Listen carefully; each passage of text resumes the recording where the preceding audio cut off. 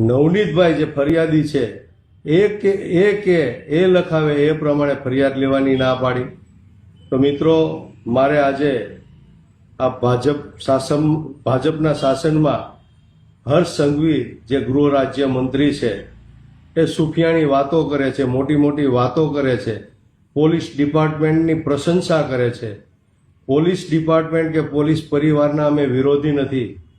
ઘણા પોલીસ અધિકારીઓ ખૂબ સારા, પ્રમાણિક અને નિષ્ઠાવાન પોલીસ અધિકારીઓ છે, એને સેલ્યુટ કરવાનું મન થાય।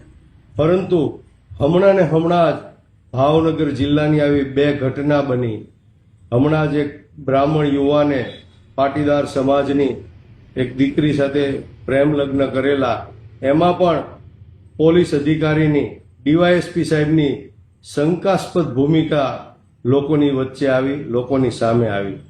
એવી જ આ બીજી ઘટના, પોલીસ અધિકારીઓએ આવો જીવલેણ મરણતોલ મારી અને જાનથી મારી નાખવાની કોશિશ કરી હોય છતાં પોલીસ ફરિયાદીની ફરિયાદ ન લે, આ કેટલા અંશે વ્યાજબી છે?